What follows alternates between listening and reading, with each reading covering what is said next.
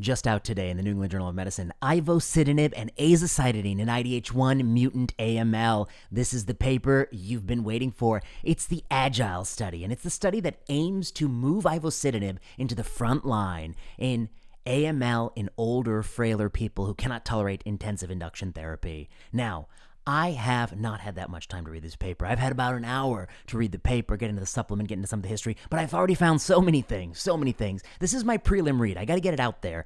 I have to get it out there because this is really one of the worst papers I've ever seen. You'll already see why. I've got at least 6 problems in this paper, and you will see why. And I'm going to show you with a series of illustrations.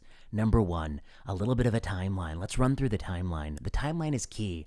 This randomized controlled trial of azacitidine and ivosidenib versus placebo azacitidine occurred and started enrolling in March of 2018. That's when the accrual starts. And the accrual was meant to accrue 392 people for a primary endpoint of overall survival, and it needed 278 events. And at the time it launched, I think that sounds to me quite good. Prove to me, in somebody who's ineligible for intensive chemotherapy up front, that if you add ivosidenib, an IDH1 mutant AML, that you will have a survival benefit over just AZA alone, which is the standard of care at the time it started enrolling. They needed 278 events. They were going to wait for 90-some events for the first interim analysis. Then, in July of that year, July 20th, 2018, ivosidenib was approved, FDA approved for IDH1 mutant AML, and immediately it became a second line, third line, a salvage option. We started using it as a salvage option. It was, generally tolerated well. It worked very well in IDH1 mutants. It quickly became the standard of care. The moment that happens a few months into this study, the study, if you ran it in the United States, the country that, of course, is the country that's going to be paying the bill for ivosidenib and going to be giving the most of it, if you ran in the United States, it would be a trial of ivosidenib plus AZA up front versus AZA, but then when you progress on AZA, you should get the standard of care as of July 2018, which is ivosidenib at some point in your treatment course. So that's what happened in July of 2018. We'll come back to that, how many people actually get it. Then, in March of 2020, March 23rd, 2020, we saw the big press release, the Viale press release, azacitidine venetoclax versus AZA alone in the exact same population, over 75, couldn't take intensive chemotherapy. This has a overall survival benefit, and it is a whopping benefit. It is a clear benefit with a large hazard ratio. In time, we learned the magnitude of the benefit, 9.6 versus 14 months. It is a paradigm-changing drug. I mean, I think right now it's swallowed up all the market share. It swallowed up so much market share that Sunny Kim and I wrote in the European Journal of Cancer a paper that says sometimes more treatment options means worse outcomes. And we talk about AZA-VEN, which has been tested against AZA and is better than AZA, but it hasn't been tested against 7+3. And we talk about how there's so many people on the cusp. They were the people who you would have said they could have qualified for 7+3 because, you thought AZA was just not good enough. But now AZA-VEN is an option. You kind of siphon off some of those people and you give it to more people, and it's possible that it can even erode outcomes. Check out that paper in European Journal of Cancer. But be that as it may, my point is it enjoys massive uptake. I mean, I hear AZA-VEN, AZA-VEN, AZA-VEN. Everywhere I go, all I hear is rah, rah, rah. It has really taken over. They really have gotten the market share. That happened in March 2020. This trial continued to enroll for one more year, one more long year. They kept enrolling people on placebo AZA. When that is no longer the standard of care, the doctors have moved away from that. They enrolled until March 27th, 2021. But before I come to that, let me see what else happened.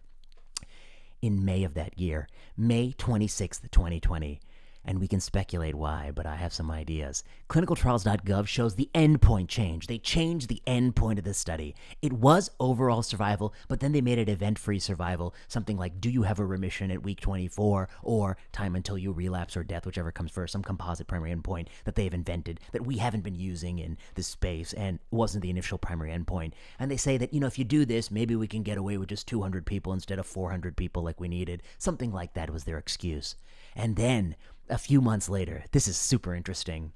In March 27th, 2021, this trial halts. And it halts because the DSMB found at 74 deaths, there was an imbalance. There was 28 deaths on the combined arm. There were 46 deaths on the control arm. And they decided to halt the trial, cross everyone over. They did so with 146 people randomized. Now remember, in the beginning, they wanted 392 people. They've got less than half of what they wanted, and now they've halted this study. So why did they change that endpoint, do you think? I have a little bit of a guess. I think they knew the heat was on. The moment Aza-Ven became the standard of care, they knew they're not going to get away with randomizing people to this delinquent, unethical control arm for much longer. They need to wrap this up fast, and they need a win, and they're not going to get another bite of the apple, because if they have to go again, they got to go against Aza-Ven. I don't know if they're going to pull it off. And so I wonder if that influenced, I don't know if it did or not, I am just speculating, but I wonder if it influenced that endpoint change. They needed to wrap it up fast. And also, they're not accruing at the rate they want. By the time they halt this trial, they got 146 people. They said they needed 392. They're not accruing at the rate they want, so they need a way to tie this together quick, and the window of opportunity for this delinquent control arm is closing. In an ethical world, it has already closed, but they probably are, well, I mean, there's proof. They'll continue to randomize people to the unethical control arm for another year. That's proof. They just did that. I don't know how they live with themselves by doing that, because you wouldn't do that if it was your own mother, but that's what they're doing. Anyway, I'll come to that. This is why people, I think, loathe this clinical trials in oncology. Then, here's another thing. Well, maybe I'll come back to it. Let me go through my points. Number one, the first error of this study. Only 2 patients on that control arm when they progressed got post-protocol Ivosidenib. Only 2 patients on that control arm when they got post-protocol Ivosidenib. Your primary endpoint was OS. A few months into your study, the FDA gave you the approval for Ivosidenib in the second line, and we started using that drug, and yet somehow you're running your trial in a way that only 2 people who progress get this drug. That is delinquent. You know that's delinquent. You know that's not what's going on in this country. Your trial immediately needed to be Ivo plus Aza versus Aza, and upon progression, Ivo. It needed to be that. Come on, don't play games. We all know what you're doing here. I know exactly what you're doing. You're doing it because it'll give you the win. You want to go to a place where it's very difficult to get Ivosidenib second line. This is the classic industry tactic, and I talk about it extensively in my book.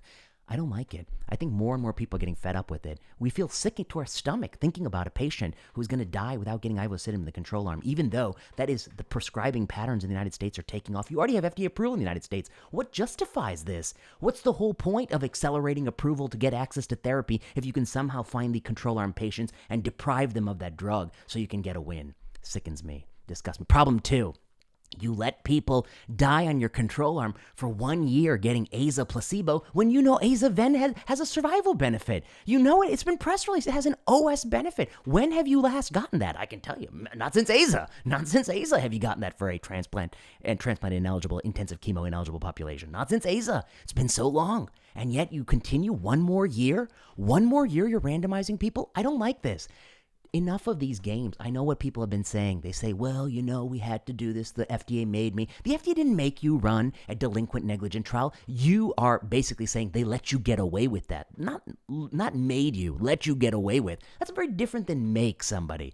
When somebody lets you get away with, doesn't mean they wanted you to do that. And doesn't mean they would have blocked you from actually making your trial ethical. You should have immediately halted your study. Your study wasn't applicable to the modern landscape. You need to run a new study. That's not my problem. That's your problem. You want to sell your expensive, overpriced drug. Frankly, it is overpriced. You have to do the right study. It's not up to me to make your life easier by allowing you to mistreat the control arm patients. In fact, that sickens me. Problem 3. You changed your endpoint after the Aza-Ven results, didn't you? You lowered your sample size, didn't you? Didn't you lower that? And that's really interesting because Aza-Ven, it turns out now we have some evidence that it actually probably even works better in the IDH mutant population. Median OS 17.5 months versus like in Viale, what was the intervention arm? 14 months, somebody tell me. But, it's better in the IDH mutant population. You changed your primary endpoint just a few months later, I think, because you knew you're not going to get to 392 before everyone had a heart attack. Because it was going to take you a long time to get to 392, and that means a lot more people assigned to Aza placebo. And how are you going to keep justifying that in year 2 or 3 after it has become standard of care? And so you decided to switch to EFS. But then you decided to pull another 180. Another 180. Problem 4. You halt your trial early based on a non-primary endpoint, which was the old primary endpoint, but it ain't the primary endpoint anymore because you just changed your endpoint a few months ago. But now you're looking at OS to halt your trial. Interesting. And interesting, here's another kicker. I gotcha real bad because I know your original protocol, the first interim analysis would be at 93 deaths, but you are stopping your analysis at 74 deaths and you're looking at the imbalance.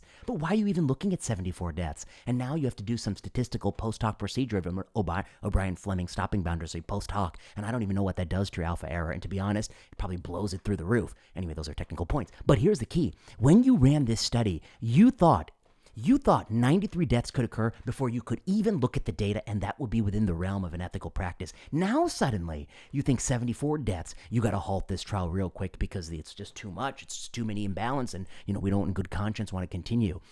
I don't know. I think there's a problem there. There's a contradiction. What you know is you can no longer continue in good conscience to keep assigning people to the control arm. You need a way to wrap this up fast, and that's why I think you looked at 74 events. Now, I'm speculating. I don't know for sure, but it don't look good. It don't look good that you're halting at 74 events when your original protocol said interim analysis 1 is at 93 events. It don't look good at all at 74. And you also just change your endpoint, by the way, so you're not looking at EFS. Now you're back to OS. Interesting. Problem 5. Quote, this is what you write in your manuscript. We're going to talk about who's actually doing this writing, but we're going to talk about this.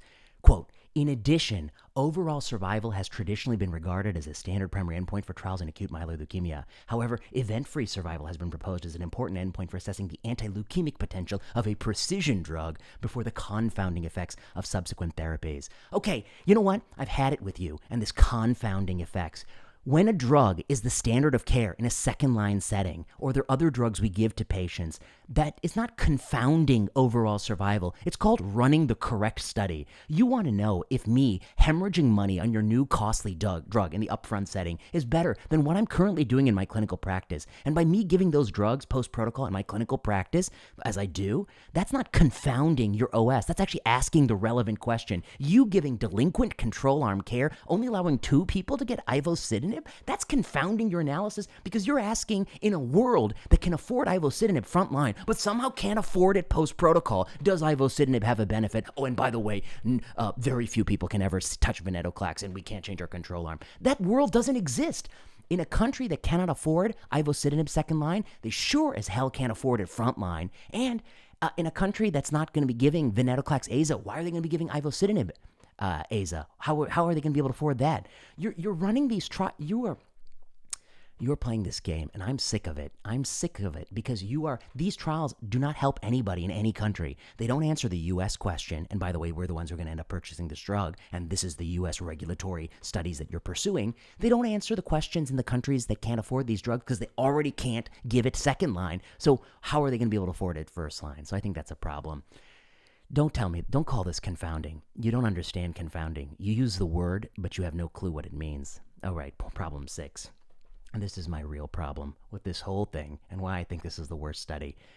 Who are the editors of New England Journal of Medicine that is going to allow someone to submit a manuscript with flipping endpoints, looking earlier than the initial interim analysis by the original statistical protocol, flip-flopping your protocol back and forth? Is it OS? Is it not OS? Is it OS? Who's going to allow you to not deprive the control arm patients post-protocol of ivosidenib? Who's going to allow you not to change the control arm to aza-ven when it's already the de facto standard of care? Who are the editors on this? Why are they letting this in the New England Journal of Medicine? They're complicit in this. They're just seduced by, this is a historic thing since Longo's been there. They are seduced by precision oncology. They love the idea that it's an IDH1 inhibitor, and they don't think that these clinical trials issues are salient, but they're very salient. They're as salient as they come. And so you know what? Longo, fail.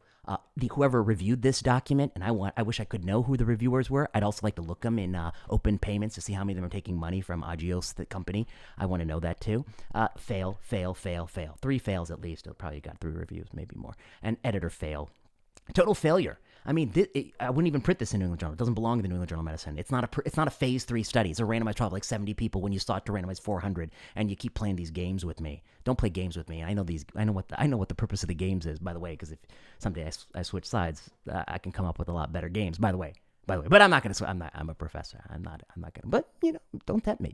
Okay, number 2, the medical writer. Again, help from a medical writer. What are we doing here? What is this medical writer business?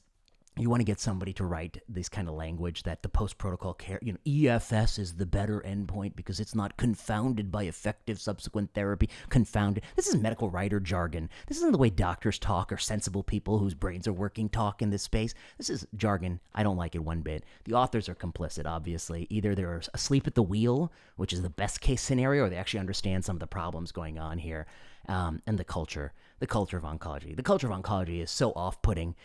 I think the only reason people are comfortable is they don't fully understand the depth of the problem. And when they read a book like Malignant, then, like my good friend Aaron Goodman, they start contacting me and texting me saying, hey, look at this study, as he did. And he quickly found that post-protocol use was a problem. And then, like my friend Monty, they start to find things. And the more people sort of read that book, and the more they sort of realize that it is a very logical argument about how cancer trials should be and the ways in which the industry perverts the system, they come to see the wisdom of this approach. So, the culture of oncology, it's rotten. I mean, I see so many people who come and they say they want better care for vulnerable groups, marginalized groups. This is where you need to fight. This is the battlefield. The battlefield is, are we going to allow multi-billion-dollar corporations to use flawed, negligent studies to seek broad U.S. approval and swallow billions of dollars? Are we going to allow that? Are we going to allow it for boosters? Are we going to allow it for Paxlovid? Where's the data for vaccinated people? Are we going to allow it for cancer drugs? Are we going to allow corporations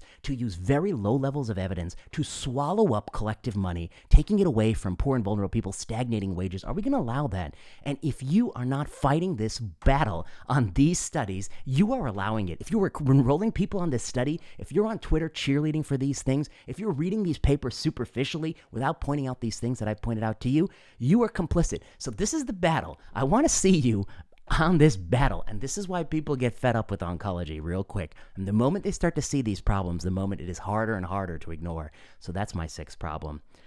That's all I got. Maybe I'll show that timeline once again. Accrual starts.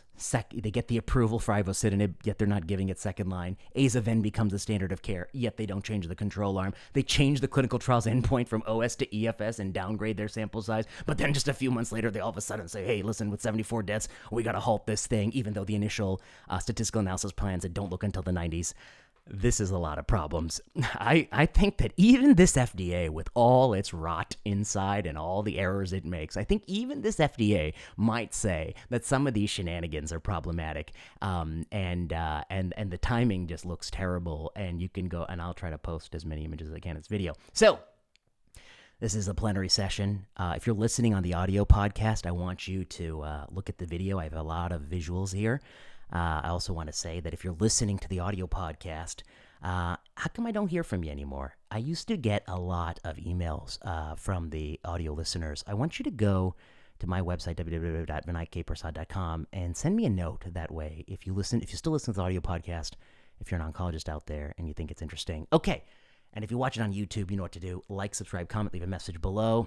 I've had about an hour to process this, pull these things together. If I have a deeper dive, I think there's even some other things that I was thinking about that I wanted to look into. These are my first pass thoughts. I think these are big problems. I think the timeline speaks for itself. You can look through this, look through the clinicaltrials.gov. You'll see. Okay, until next time, we'll be back with either COVID policy. On YouTube, we'll be back with either COVID policy or cancer medicine. On the audio podcast, we tend to keep it to cancer medicine because I'm sick of listening to you complain to me. Okay, until next time. And I forgot to mention one thing. The reason endpoint switching and looking early and halting early matters is that all these things inflate spurious findings. You're much more likely to find a false effect, and the effect you do find is much more likely to be exaggerated. So whatever the absolute improvement in OS is in this study, even with all the flaws, if you ran it at a much larger sample size as they intended at 392 people, you would find that it's probably a lot smaller, because all of these things mean they're much more likely to halt when it happens to be at a moment that's most favorable to the company, and not as a pre-specified, pre-planned statistical analysis plan.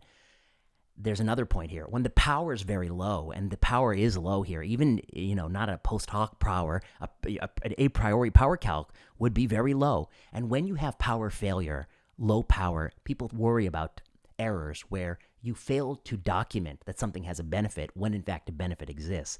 But the other problem is when you find a benefit, particularly on a secondary endpoint or something you're not looking at, that benefit is much more likely to be exaggerated in magnitude and much more likely to be spurious. So here, I really don't know what the benefit of this drug is given up front against a delinquent control arm with delinquent post-protocol therapy. But even if you did all the things right, I suspect this is exaggerated and the true effect is smaller. And Aza-Ven is probably the better option for these people, followed by Ivosidenib, which is what most people are doing right now. Then Ivosidenib, Aza, followed by what? Aza-Ven, or find a way to not give him Ven, or not give him anything at all, or not give him very poor levels of therapy like this study. Give them poor levels of therapy like in this study. I don't know. So I think that this is not a practice-changing study, and these problems are sort of insurmountable, and they need to sort of rerun a new study entirely and go back to the drawing board. And maybe they want to do aza-ven plus this drug versus aza-ven alone or something different, but this is not good at all.